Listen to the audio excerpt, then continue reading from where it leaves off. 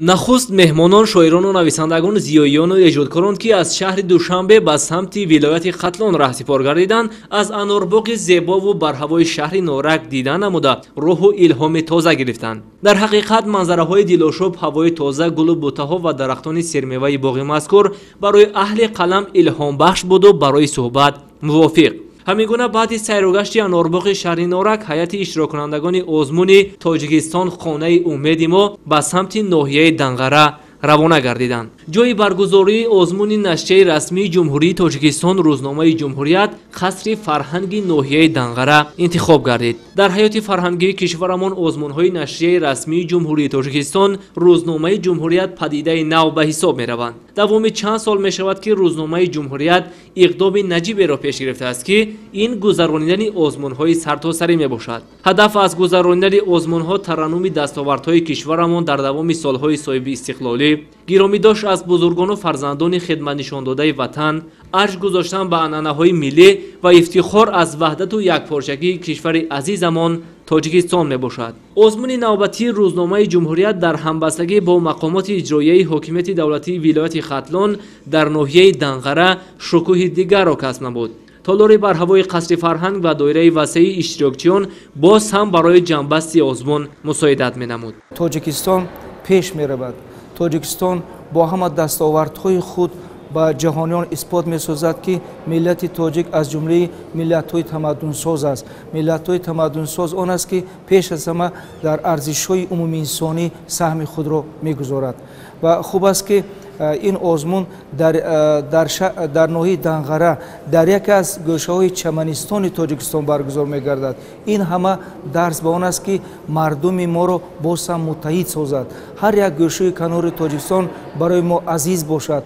мо танҳо дар ҳамин ҳолат он ваҳдате ки дар атрофаш мегӯем таъмин карда метавонем. тибқи нақшаи баргузории озмуни мазкур аз 15 июли соли 2019 то 20 августи соли 2020 дар ду бахш назм ва публисистика идома дошт. беш аз 300 матлаб дар қолаби мухталифи шеърӣ ва журналистию публисистӣ ворид гардида, беш аз 100 шеъри си муаллиф ва 70 матлаби олимон, адибон ва публисистону журналистони шинохтаи кишвар бо салоҳдиди ҳайати эҷодии рӯзнома рӯи чопро диданд. ин нахустин озмуне нест ки ҷумҳурият мегузаронад. ҷумҳурият чандин сол аст ки ҳар сол як озмун мегузаронад. масалан озмун бахшида ба ҷашни ваҳдати миллӣ дар раштон замин гузаронда шуд ва бо ёдбуди қаҳрамони Тоҷикистон Нусратулло Махсун. озмуни дигаре ки ба ёдбуди бобуҷон Ғафуров қаҳрамони дигари Тоҷикистон гузаронда шуд дар шаҳри Ғафуров ва озмунҳои ва бисёри дигар, масалан рушди сайёҳӣ дар Панҷакент ва озмуни бузургдошти устод Айнӣ дар ноҳияи Айнӣ бунёд гардид ва ин озмунҳо ҳамашон ба ғайр аз он ки хонандаҳое ҷалб карданд, ба ғайр аз он ки ҷумҳурият аввалин рӯзномаи расмӣ аст ки ба назди мардум рафт, ба назди халқ рафт, ҳамин озмунҳоша дар байни халқ гузаронд ва ин бори дигар робитаи хонандая бо рӯзнома қавитар намуд.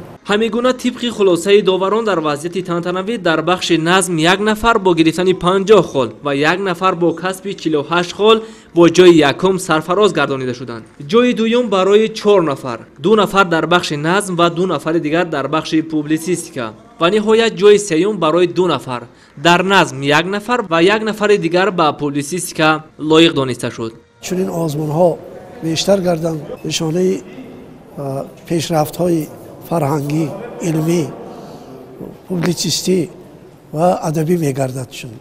як такондиҳанда барои эҷоди асарҳои нав мегардад.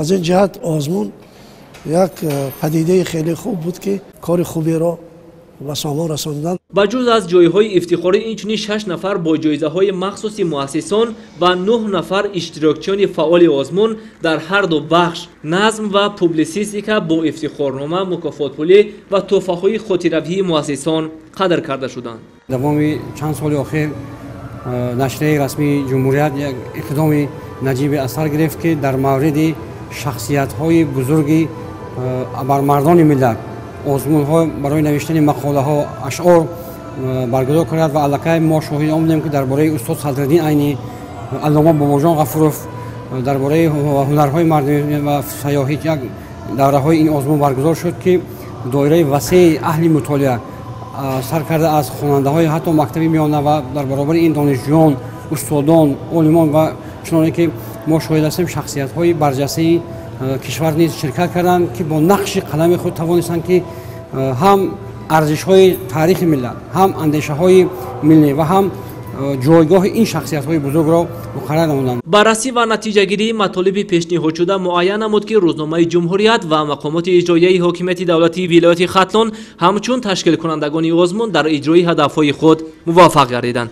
ёдовар мешавем ки ин ҳаштумин озмуни ҷумҳуриявии рӯзномаи ҷумҳурият аст ки дар ноҳияву шаҳрҳо ва сатҳи вилоятҳои кишвар дар сатҳи баланди тантанавӣ гузаронида мешавад. фирдавси ҳайдаралӣ, маъруфи абдулло, убайдуллои сайвалӣ барои барномаи ахбор.